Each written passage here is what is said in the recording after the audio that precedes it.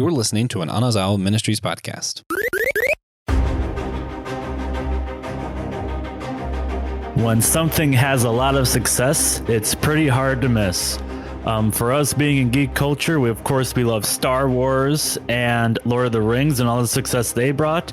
And recently, starting in 2008, there's something called the Marvel Cinematic Universe, and it has been quite successful with, as of this date, 27 movies and 5 shows on Disney Plus, as well as a whole bunch of shows on Netflix that apparently is going to go over to Disney Plus.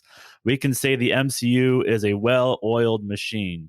But is it too good? Has it hurt the film industry as a whole? And how can we relate this to scripture? Well, today we'll be discussing the MCU formula. This episode is primarily for everyone. So, hey everyone, welcome to Systematic Geekology. We are the priests to the geeks. We are not really ordained ministers, but rather we mean priests in the biblical sense of being mediators. This is not some type of trap or hidden agenda, but we are real geeks looking to explore the theological and philosophical implications in things we love. My name is Dan Stoyer. I am a physical therapist assistant by day and a podcaster by night, as I am the host of Finish Last. And recently, I was playing the Spider-Man PS4 game because I'm a huge Spider-Man fan. And one of the unlockables in the game are backpacks, where there's certain like tropes and fun things you can find. And 2 of them actually have recipes, one of them being wheat cakes and the other one being pork dumplings. And there's a YouTube channel called Binging with Babish, and he actually makes the recipes, and now I want to make them myself. So Spider-Man, not only a good video game, but one that will also help you give a couple meals throughout the week. And then we'll introduce our other co-host here. Introduce away. Hey, I am Joe. I am a podcaster, and as of late, I have been going back through all of the live-action Batman movies.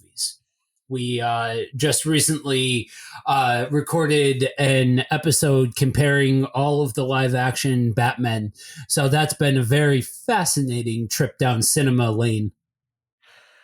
Oh, I can imagine. That sounds like great stuff, Joe. So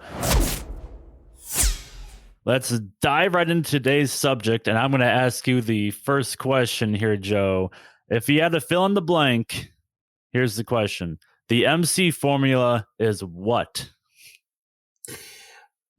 The MCU formula is successful, yep, predictable, and overall damaging. Explain.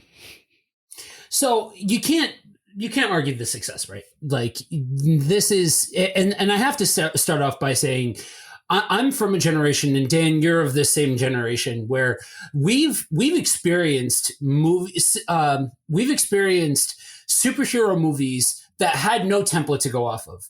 Sam Raimi didn't have an entire universe to go off of. There was no formula when those movies were being made. Same thing with the Batman movies from the 90s.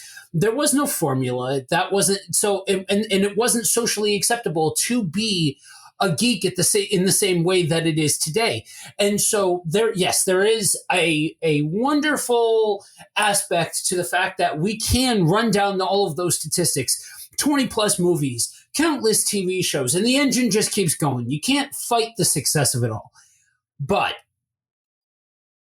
the reality is that you can boil down this whole thing, the entirety of the formula, to a very basic formula that is very paint by numbers. It is very predictable.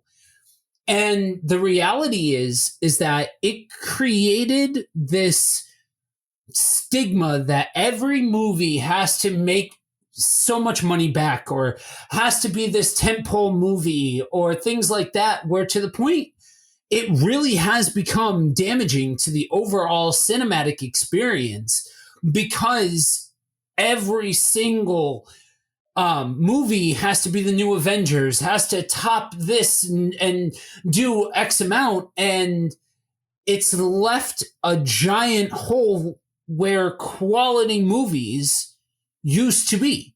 Just because it has a certain amount of money thrown at it or a certain amount of IP thrown at it doesn't mean that it's going to be a great movie. And so I think we have to consider the good and the bad of what has taken place because of Marvel. Definitely. I mean, there's some pros and cons. And for those of you that want like a specific formula, I did find one. So I will share what the MCU formula is according to Google anyways. So MCU formula is Marvel characters plus good actors plus good plot plus a good director plus a big budget equals the formula. So for example, with Iron Man, you had Iron Man as your Marvel character. You had Robert Downey Jr., plus the good plot of escaping the terrorist and getting a cool suit. You had the good director in Jon Favreau and a big budget of $140 million to make millions upon millions of dollars. And like you said, Joe, there's no denying that this has been really, really successful. And it seems like there's no end in sight. And it seems very, what's the word? It seems very, successful in some aspects, but there are other times where it just feels like repetitive at times, where it's just copy and paste and put in another character and boom, you're doing good. I mean, there's different genres, I think, within the Marvel movies. Like Black Panther was very unique in building Wakanda and having that story. Shang-Chi I liked because it included Kung Fu as part of the movie. But overall, it's kind of hurt the film industry as a whole, I think.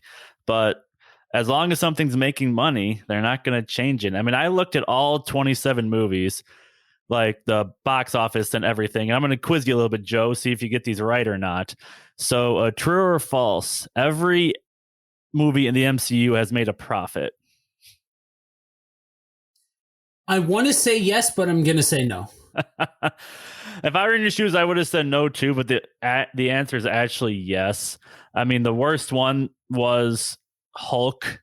Apparently, it had a $150 million budget and only made $264 million, which still made over $100 million, which is really funny to think about. So, I mean, in that aspect, they're not gonna exactly change who they are or what they're doing. I mean, recently, Spider-Man, huge movie. I know we were in that episode with No Way Home. That was a blast. I mean, that made over $1 billion, but without even trying, basically. And I'll watch it again and again. But I mean, there's other things where people are now starting to say it's really formulaic with the Eternals, as well as Shang-Chi and all these recent Black Widow and all these movies that have come out that haven't really made enough money as compared to that Spider-Man movie. So, I mean, it's just been a whirlwind and a lot of things going on as far as the industry is going right now.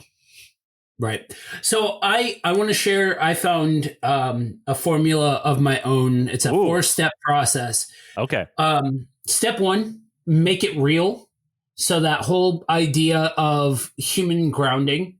Right. Step 2 is make it funny. That's one of...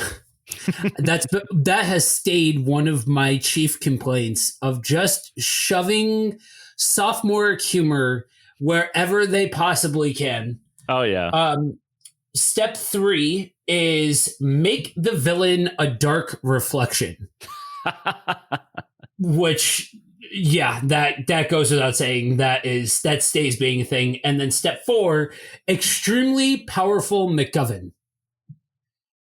It's true. It centers around some kind of something that they need to find in order to progress forward the story, or in order to unlock their next potential, or whatever the case may be. And, again, yes, successful, but when you look at this, you can't, even the most diehard of fans, I challenge you to try and debate that this isn't actually a thing, because when you have a formula that's plug and play like that, that it makes money for a reason. And, so other hosts of the show, Brandon and I, recently did an episode on the Snyder Cut. And the reality is, we cannot sit here and be apologists for Joss Whedon's cut of Justice League. It was a dumpster fire. Mm-hmm. But you look at something that is as artsy and cinematic as the Snyder cut of Justice League, and how fast they wanted to get to the Justice League and get the big team up movie and all of that kind of stuff. That's squarely on the shoulders of Marvel and the way that they did it. Now, granted, DC totally misstepped in a lot of regards as far as how they wanted to get there and all of those kinds of things. Yes, I'm not going to sit here and play like it was they're free from their mistakes, because Warner Brothers is allergic to making money in certain regards. But they provided a template, and unfortunately, now everybody that's looking to make money off of these movies now swears by this being the only template. And I think that the more that you try and play this template out, I think the more damage we're going to see to the overall cinematic experience. But also, I think Marvel is going to end up cannibalizing itself with trying to keep this whole world going a lot longer than it actually has legs to go. And that's the problem, right? And this is a problem that far predates Marvel, of let's milk, if a movie's successful, let's milk it for every single dime that we could possibly get out of it. 87 Fast and Furious movies later, 15 Scream movies later, so on and so forth. Doesn't matter what genre, doesn't matter. This has been a problem for a very, very long time. But when you take that propensity for creating sequel after sequel after sequel, and then couple it with this formulaic approach, you've got a recipe for a continual downturn in the quality of movies that are coming out and the quality of the movie-going experience as a whole. We're seeing that straight across. And I should say, if you are looking to which one of us is going to be in which position, I'm willing to bet that I'm probably going to be far less flattering to the MCU as a whole out of the two of us. I enjoy most of their movies. I think that a lot of them are overrated in the same way that I think that the Dark Knight trilogy is also overrated. I think that, they're successful, but, they are what they are. But I think there's a lot of room to grow in the superhero genre. I think with I think the idea of having different subgenres within the superhero genre is amazing. I love the idea of having horror-themed superhero movies with some of these movies that are coming out soon. And I love the idea of having, these different subsects, but that requires loosening the grasp of what is the formula and allowing for it to just breathe. And no, not every movie is designed to make $1 billion, and that's okay. I wish that was the case, because I love originality, and I just got a couple things to add on what you're saying. I think you're right. At some point, the steam has to run out. And I know I look at some TV shows, and I know my wife, she's a big fan of Grey's Anatomy. I have no clue why. But I mean, I think it's in its 18th or 19th season. And one episode she was watching it. So I'm like, I'm going to watch one episode, see what's going on. By the end of it, I was like, so wait, what happened? And she tells me all the background, and I'm like, how is this still a show? Right. Like, how is this still a show? And apparently the reason is people are still watching it, and there's still a craze for it. But that's why I give Downton Abbey a lot of respect. I'm a huge Downton Abbey fan. I was surprised after they ended the show after 6 seasons, but it was the right thing to do. I mean, a lot of people wanted that show to keep going, but the way they ended it was perfect, and they made a movie which I think was okay, and I think they're making a second movie, but hopefully they put it to rest after that. But I'm all for that, and I think personally, even though it's really hard to see, I think this is going to be cyclical. And if you just look at the film industry as a whole, whatever is popular, a lot of people like to jump on the train, and eventually it fades. If you look at the 60s, for instance, the big thing in the 60s was musicals. So whether you have the big two in there were West Side Story and then Sound of Music, which are still popular to this day. And then every other company tried to shoot off of that. And there was some website I saw, it was Cheat Sheet. And apparently there were some other ones called Camelot, Happiest Millionaire, Paint Your Wagon, and Dr. Dolittle, where I've heard of Dr. Dolittle, but I've never heard of the other three. And apparently those were musicals that absolutely bombed because they tried to rehash the same thing over and over again.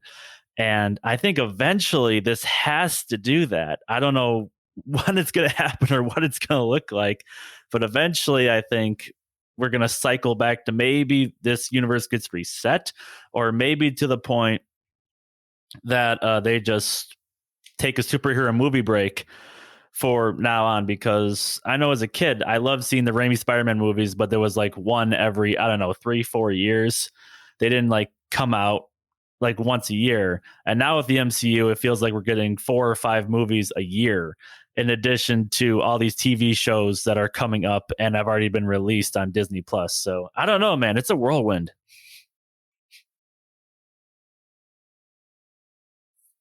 Muting. There we go.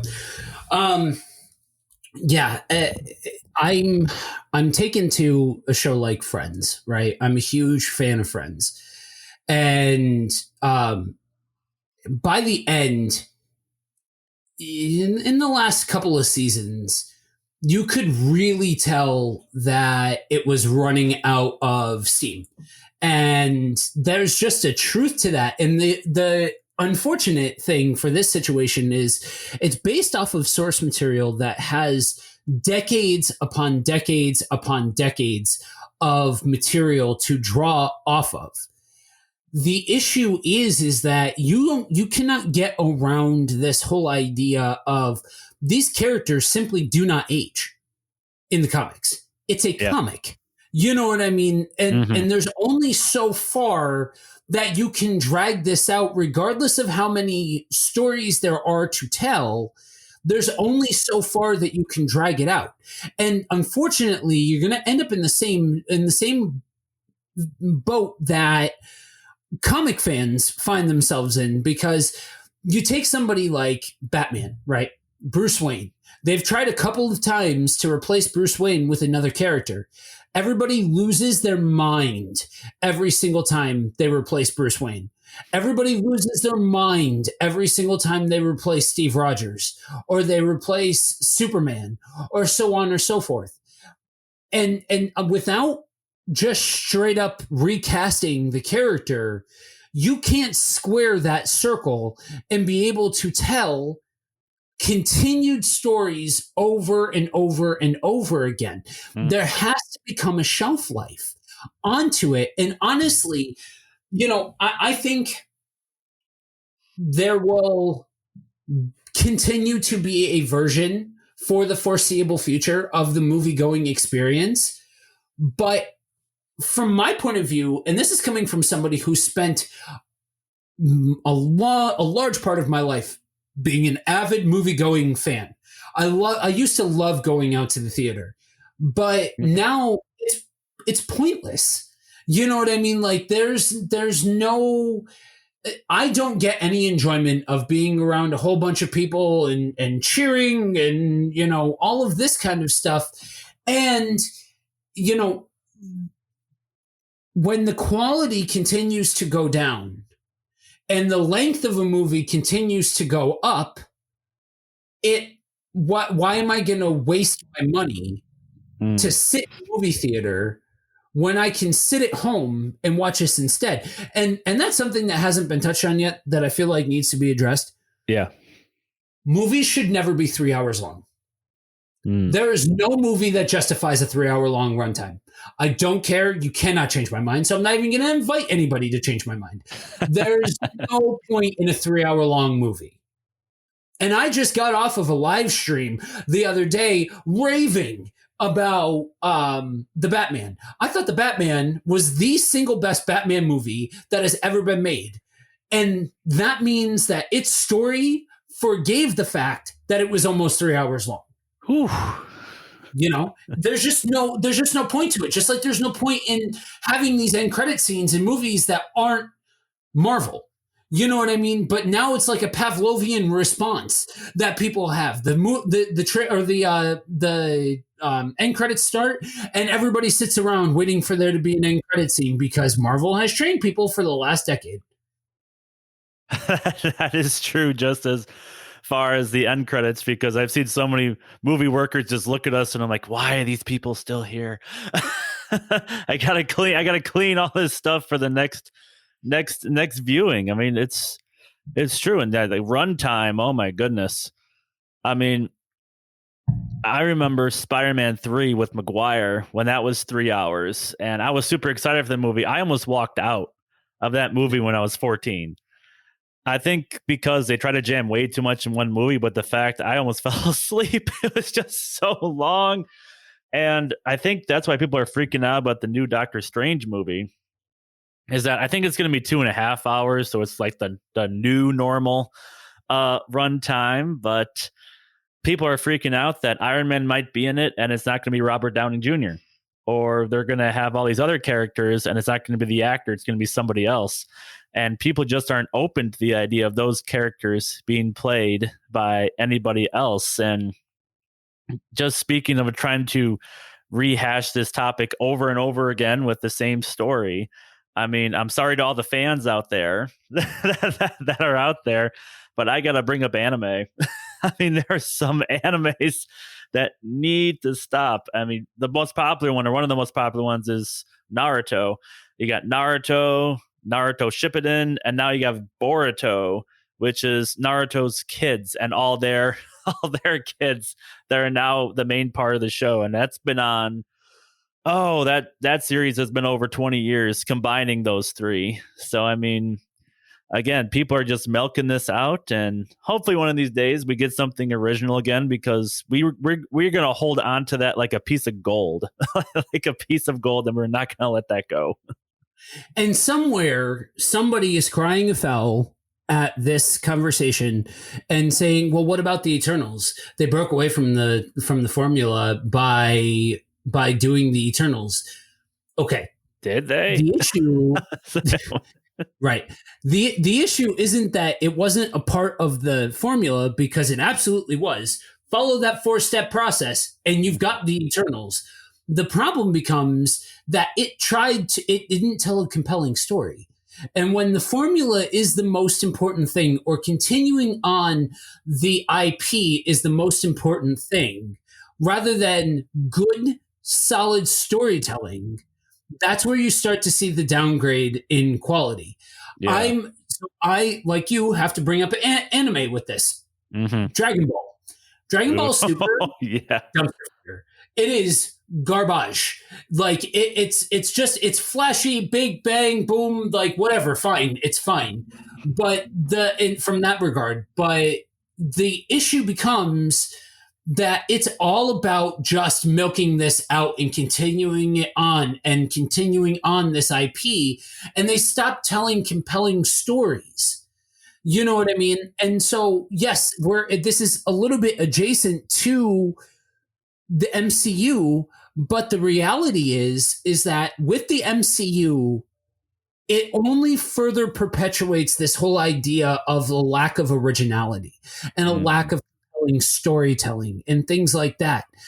Like when you have, it shows that with these movies that just go paint by numbers, that there has been a decline. You know what I mean? There are some IPs that will forever do well. Yeah. But even the best IPs have shown that if they stop telling compelling stories, that people will start to move away from them. and things like that. I mean, we had almost a decade's worth of time in between Batman movies, and it was a huge deal when Christopher Nolan came around, because George Clooney with his bat nipples just demolished the idea of a live action Batman. So true. And I mean, the lack of originality is really sad, but like I said earlier, people just love piggybacking off of what's popular, what's good, and then making their own money off of it. I got to bring up Naruto again, because the two main characters, Naruto and Sasuke. Naruto is the bubbly, happy, I can overcome all odds character, and then Sasuke is like the cool emo kid. Like, he's like, yo, I'm evil, but I'm not. But then again, I am, and I got issues. And I mean, I look at recent anime, and I like sports anime. I mean, some people like that hit or miss.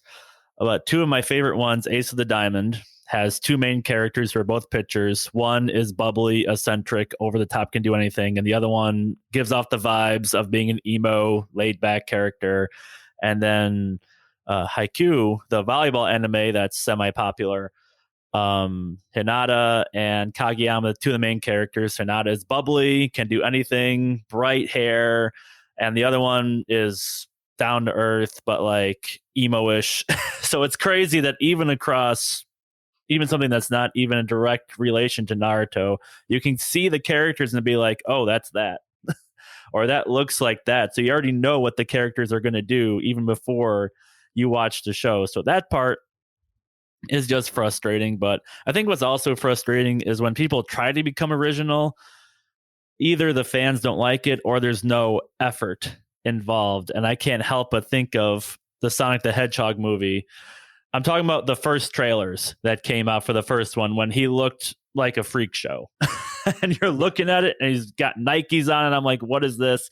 And then they remade the movie to make it look like Sonic. So, I mean, that is also frustrating as well. Yeah. And I don't think you get away from having this conversation without talking about the entitlement of fans. Yep. Now track with me here, because I know we're all in this together. We're all nerds. We all like these different things, all of this kind of stuff. Yes, I understand that, and this is a welcome place for you to geek out about your stuff. Fine, great. But fans have become entitled. Fans have become the monster of the situation. And the reality is that we're so beholden to formulas and a formulaic approach that when somebody tries to come along and do something different, the fans try and cannibalize them. The fans freak out in a really major way, because they think as the fan, they're entitled to something. Mm-hmm. Rather than just stepping back and just enjoying a good series, just enjoying a good story. You know what I mean? And that kind of sounds like double talk, but the truth of the matter is we can't be on one hand crying afoul of Marvel doing the same thing over and over and over again, and then be so closed down at the idea of shutting or of telling new stories, of exploring different things, of approaching this from different angles and things like that. That's a catch-22. And that really needs to be a major point of reconciliation when figuring all of this stuff out, because the question becomes this, right? So if you're sitting here saying, okay, you know, you have all of this track record of success, all of this kind of stuff, what now? What next? What do you do? How do you square this circle of it? Because it's that, but you look at the two options, right? Do you just let it cool down and then reboot? Or do you recast the different characters, keep it going, try and tell different stories, replacing characters, all of that kind of stuff? Both of those things, that's a lose-lose proposition when you look at the fandom. Because some people will freak out If you try and tell a multiverse story and have new people in these roles, some people will freak out if you recast or reboot or all of those kinds of things. Like that, there is no winning when it comes to a question like that, because on either side, you have fans that make it impossible to try and thread that needle. That's what I hate about communities sometimes, are the ones that are toxic to the point where they believe there's no right answer. They believe what they say is right, and what you say, no matter what you say, it's wrong. And unfortunately, I mean, as Christians ourselves, Joe, we see that in churches a lot, unfortunately. At least I do in Wisconsin around here, and that in order to be a Christian, you have to do this, this, and this. And if you do something else that we don't agree with, you're out, or there's no way you can be a Christian. Or sometimes people create this formula of like, if my good deeds outweigh my bad deeds, then I'm for sure going to heaven, or I'm for sure going to be considered a good person in the eyes of God. And it's so sad that people overlook the source, the true source, which is the Bible, and want to do their own agendas, whether it be for money or whether it be for power or whether it be just to feel good, just so that they can be right in a conversation. And so often we focus on debates rather than conversations, because I believe that's what Jesus did on earth. He didn't want to debate anybody. He wanted to have conversations about saying, I am the way, the truth, and the life. No one comes to the Father except through me. And that is something I think that was vitally lost in our churches, especially today. Yeah, I think you've hit the nail on the head, that when it comes to I'll say it, modern day America. Yep. We've lost the ability to say, you know what? We disagree, and that's okay. We don't see this eye to eye, or you did something different than I would do it, or that, you know what I mean? And that's okay. We've lost sight of that to the point where you have to think the way that I think, otherwise you are wrong. Well, no, because that's, if you change the perspective, then it's the other person's perspective. And if it's okay for you to do that, then it must be okay for them to do that. And that means that you're the enemy. So that's a paradox. That doesn't work. You know what I mean? And so that is the same deal with these different fandoms, right? We've seen over the last X amount of years with Star Wars, right? Star Wars has been a huge one, where it has gotten disgusting at certain points. It really has. Like, it has gotten flat out and out disgusting. And, you know, I have also seen this in the comic industry where, you know, you've got people on one side that are fans of the comics that gatekeep for the people that, oh, you just like the movies, that you're not a real fan. You're not a real comic fan. Just like in Christianity, people that prefer or of a different or a specific denomination, or prefer a very specific translation of the Bible or something along those lines. They're from a very specific tradition, and they gatekeep. Well, you're not actually a Christian if you don't believe. Well, wait a minute. The source material says something different. Look at the source material. You know what I mean? And that has a much different story to be told. And so, you know, yes, to bring it back to the whole MCU thing, yes, there is a world and an appreciation to be had of this world that has been created, and the ability for it to be socially acceptable and all of those kinds of things. But rather than jumping on social media to yell into the ether about how they did this wrong and they did that wrong, and I'm going to not do this and all of this kind of stuff, and this is the only way, realize that every person's perspective is unique. And that's okay. Yeah. And the more that we forget that, the worse off things get. That's just the reality of the matter. It doesn't matter if you're talking about geekdoms. Doesn't matter if you're talking about Christianity. The more that we gatekeep, the more toxic and problematic things get. Uh, Again, you hit the nail on the head, Joe. We are just hitting the nail on the head way too many times today, but sometimes it just takes taking a step back and realizing that, hey, we might disagree on things, but it's all good. It's all good as long as we respect each other. Of course, that's a big thing because I think overall, just the MCU in general, I mean, I'll probably still go to the movies. I mean, I enjoy a ton of those movies and some people don't, and you know what, you are welcome here. You are just as special as someone who loves whatever else I like. You don't have to be the same mind. And I think that's what's so great about communities like this, is that we can focus on the positives but also talk about what we disagree on and still grow together as a community. Yeah, and that's one of the I know that sometimes when you talk about fandoms and you talk about toxicity, it's easy to paint everybody with the same brush. Yes. And the reality is that our little community here that we have at SG is it blows my mind when I see everybody interact with each other and how welcoming it is and how open it is, and we don't really deal with a lot of the headaches and hassles that I watch other online communities deal with. This is more of a community of people that understand that not everybody is going to think exactly the same way.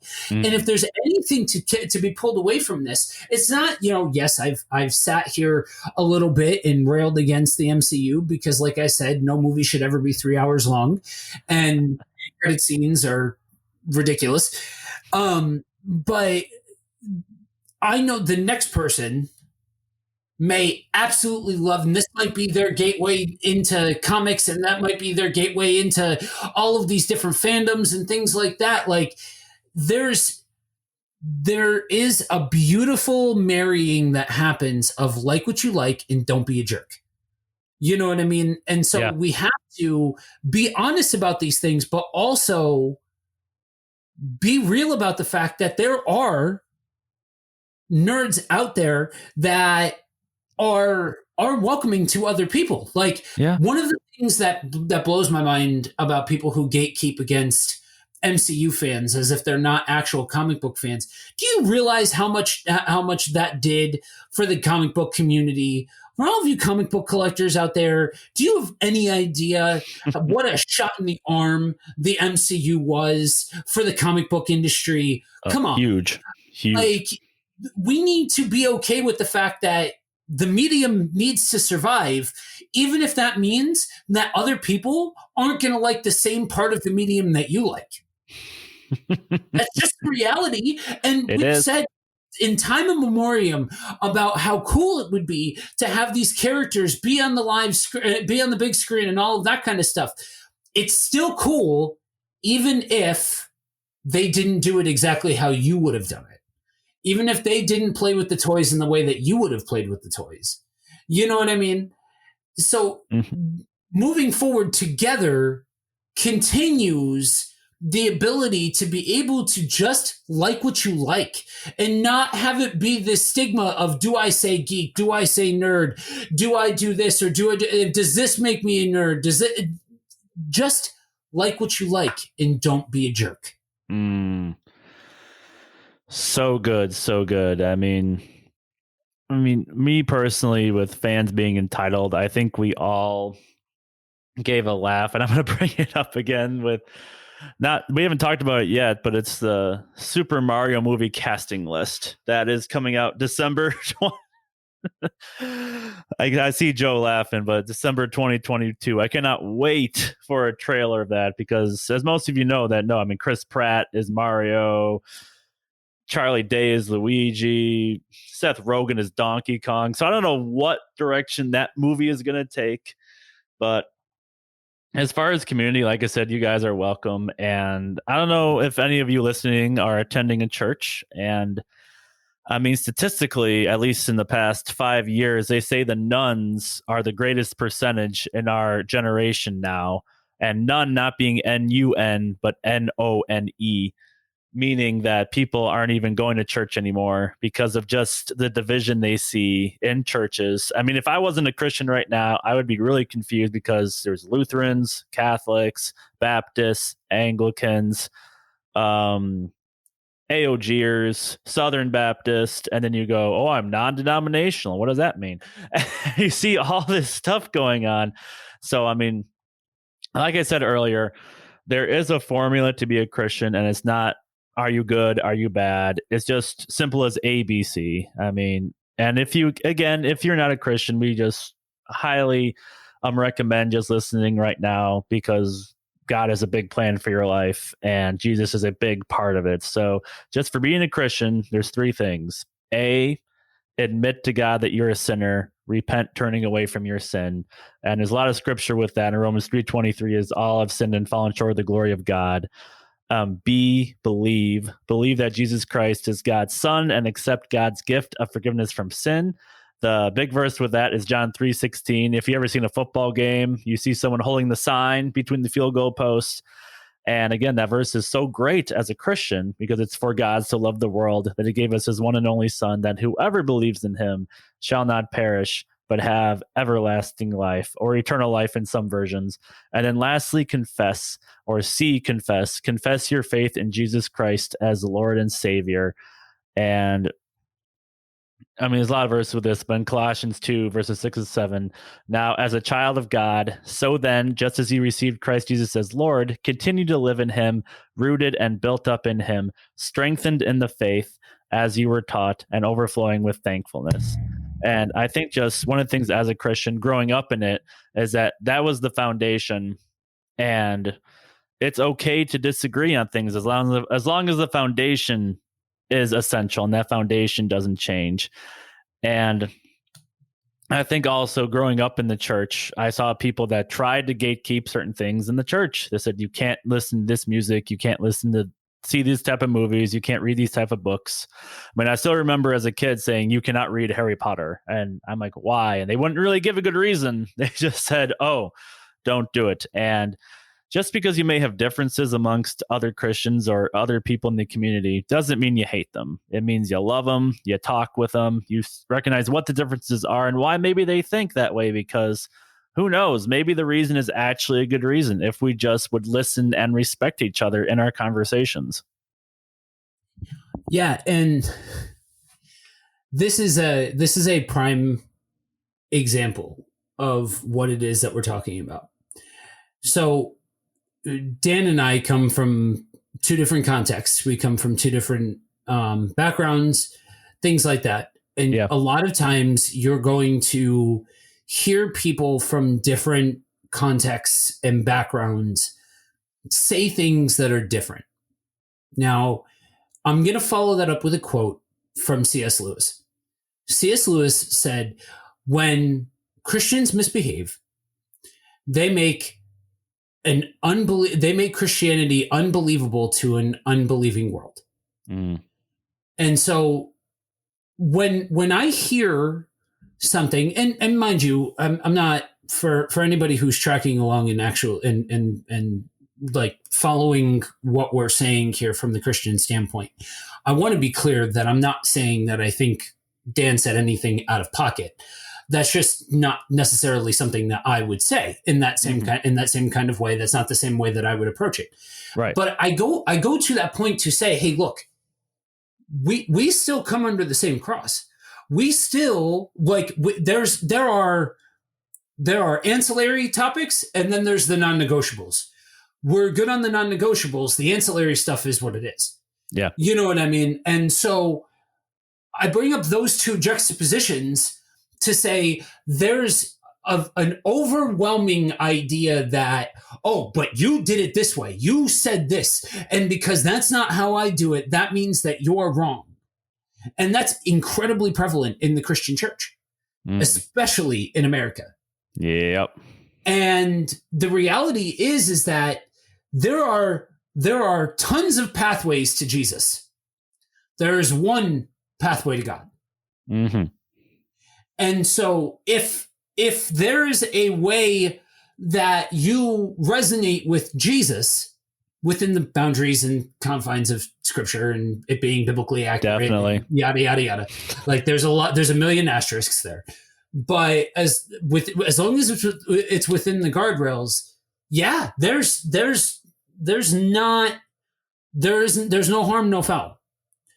And the more that we push forward this idea of tribalism, the more unbelievable that we make Christianity. And, I want to take a second to turn to both sides of the room here for a minute, because there's two very clear groupings that could be listening to this. On one hand, you have the Christians, the professing Christians. Okay. You may have a different context than other people. You may think about things in a different kind of way. You may resonate with God in a very specific kind of way, whatever. Maybe you don't listen to certain types of music. Maybe you don't do certain things. Maybe you do certain things. I don't know. There's tons of different caveats and ways that this can make manifest. But the second that we pull back from somebody for whatever the reason, okay, trust me, we're both, I am firmly from the 90s. I am well aware of some of the toxic crap that's gone out there, all in the name of defending truth. Ooh, and yeah, there's a difference between truth and hate speech. Truth is not inherently hate speech, but hate speech can be masqueraded as truth. Yep. And so I've seen both sides of that. We live in a time where truth is subjective and you've got to live your truth and all of this kind of stuff. And if you speak actual truth, then you are a bigot or you are an ist or you are something. But also we've seen people destroy other people all in the name of proclaiming truth. And so this is nuanced. This is complicated, but we need to make sure that as Christians, we are doing what we are called to do. And that's two things. Love God, love others as yourself. That's what we're called to do. That doesn't mean that we agree with everybody. Trust me, this is a panel of like 10 people. I don't agree with everything that I hear on this panel. I don't agree with everybody that I do life with. But I still am called to love on them, regardless. Now, to the other side of the room, to the people that don't profess Christianity, that look at this and say something to the effect of like what Dan said. I know I spent a long time, hear me, I was one of you.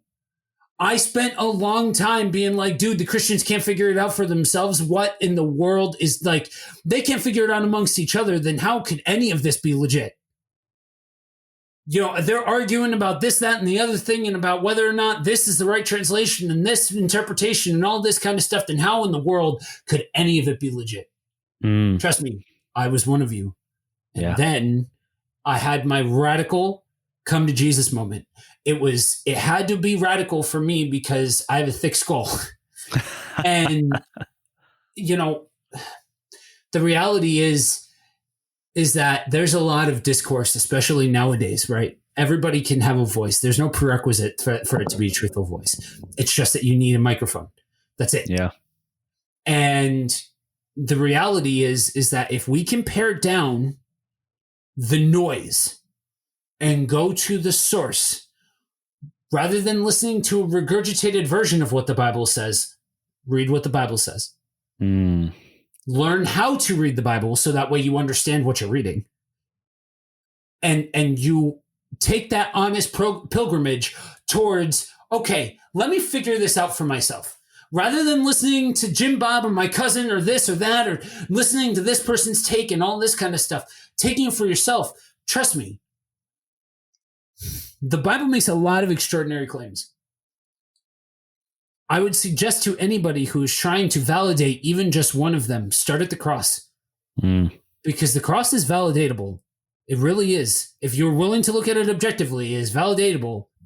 And then the second that becomes valid, a whole lot of other things start to suddenly become way more palatable. Yeah. And it suddenly stops becoming about somebody else's faith or a denomination or a tradition or anything like that. Says the non-denominational guy. I want to be on the side of the Bible. I don't want to be on the side of a denomination. And I know in America, 9 times out of 10, if you hear somebody say that they're non-denominational, what they're telling you is that they're a Reformed Baptist. I understand that. But I don't care about the labels. I don't care about being a Calvinist or Arminius and ist and ism, any of those kinds of things. I care about being on the side of the Bible. And that is where truth is found. I think that is huge, just having that foundation, having that cross as the foundation, because some of you out there who aren't saved or aren't Christians would say, well, why can't I just do anything I want? Why can't I just agree with everybody? Why can't just everything be good? Well, I just bring up, and when you go to work, are there a certain set of rules or ideals you have to follow? Like, for instance, in my physical therapy, what I do, if I showed up in shorts and a tank top with sunglasses, I would be thrown out and then I'd be fired over time, because there's a standard. There's a standard I have to follow in order to get the reward, which will be the compensation so I can pay my bills. Well, in Christianity, we got the same thing. We have the 10 Commandments. We have this example of Jesus that is the only way to true life, to a true eternal life, which is heaven, to live forever with him. And there are these rules or guidelines that Jesus set up for us to follow, and they don't hold us back. They only open us to new possibilities and what life should be and what life was intended to be, which I think makes all the difference in the world. And it's not designed to be easy, but the hardest things in life, I've learned, are worth it. And speaking of the non-denominational there, I'm a big fan of Tim Hawkins, Christian comedian. He said, "You're not fooling anybody with non-denominational. You're just a Baptist church with a cool website." Yeah. Some of them are. Some of them are, but that one got me too. So, I mean, with that, we'll wrap it up with you guys today. So, I mean, just from my perspective, my recommendation this week, and I'm going to do a little show and tell. With Joe here. For my birthday recently, I got the game Above and Below. It was a Kickstarter game about 5 years ago. Game that was at my library. Ended up having a blast with it. So basically, it's a game where you create your own village. You have a group of villagers. You try to get victory points to win the game, and it's through 7 rounds. And the best part of the game is you get to explore the caverns, and that's when it becomes Dungeons and Dragon-y type gameplay, where you have dice and then you read the story, and it's like, if you roll this, you can do this, and if you roll this, you do this, and if you fail, you lose reputation and all that good stuff. So unfortunately, I played the game about 5 times. My wife has beaten me each time, so hopefully the 6th time is a charm for me, Joe. That's funny. So recommendations, I would recommend, in line with the whole superhero thing and all of that, and connected universes and everything, DC's animated movie universe. It is honestly, and this is my opinion, pound for pound the best in as far as a connected superhero universe. I was reminded when watching Mask of the Phantasm just how good their animated stuff is, and just it's out of bounds. I would definitely recommend checking it out. Yeah, it's kind of crazy because I think that's the one thing DC's gotten right, are the animated series, and Marvel's gotten the live action down. So maybe they should combine and make an amazing universe together, but I can dream. Now, as far as connecting, where can people find you, Joe? You can find me on all of the socials, as well as anywhere you find podcasts, either Buddy Walk with Jesus or Kingdom on the Road. I am live on the air 6 out of the 7 days a week. Awesome. For me, you can find me on all social media as a Finish Last Podcast. or you can connect with me personally at my email, which is finishlastpodcast@gmail.com. If you're interested to learn more about the show, please go to systematicgeekology.org, where each host has their own page with all the episodes we are in under the host tab. And if you could leave us a podcast review, that would be awesome as well, so that others can be part of this awesome group where we are a chosen people, a geekdom of priests.